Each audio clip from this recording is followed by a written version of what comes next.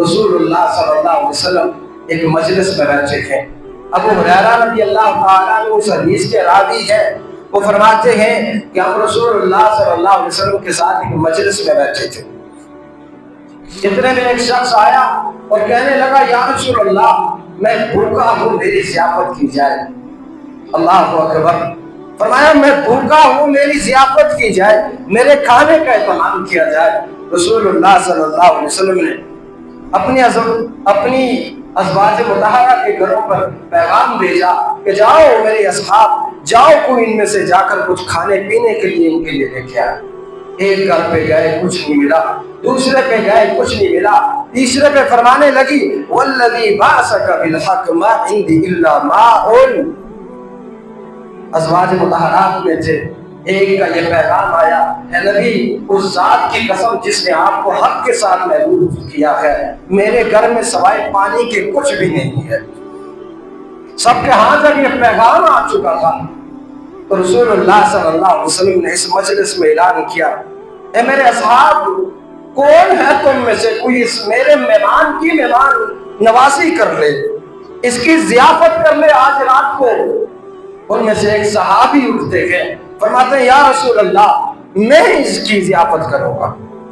اور جذبہ کو دیکھیے, وَيُؤْثِرُونَ عَلَىٰ أَنفُسِهِمْ وَلَوْ كَانَ بِهِمْ خَصَاصَةٌ. اہل مدینہ کا ضعف کو دیکھیے گا.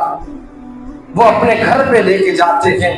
گھر والی سے پوچھا آج گھر میں کچھ پکا ہے؟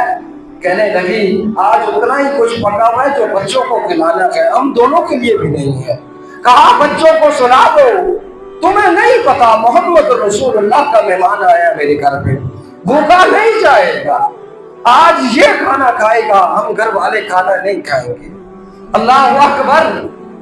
اور گھر والی سے کہا جو کچھ ہے لے کر آؤ, لیکن ایک ساتھ کام کر دینا.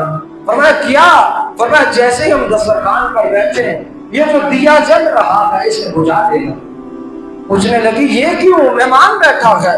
فرمایا اس لیے بجھا دینا کہ میں ایسے ہی منہ چلاتا رہوں گا, میرا مہمان پیٹ بھر کے کھانا کھائے گا.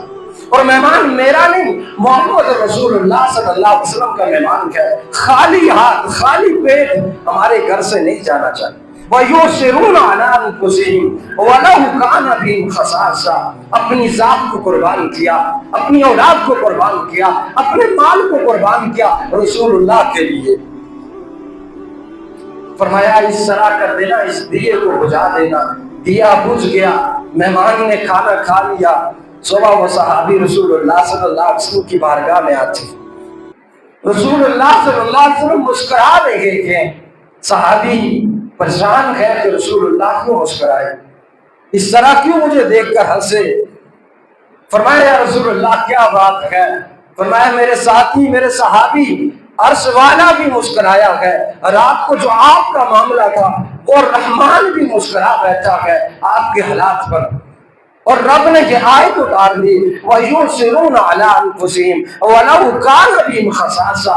یہ تو وہ لوگ ہیں اپنی جانوں کو, اپنے مالوں کو, اپنی اولادوں کو اس نبی پر قربان کرنے والے ہیں. اور یہ وہ شہر مدینہ کے بسنے والے ہیں, یہ نبی کے شہر میں بسنے والے وہ اصحاب ہیں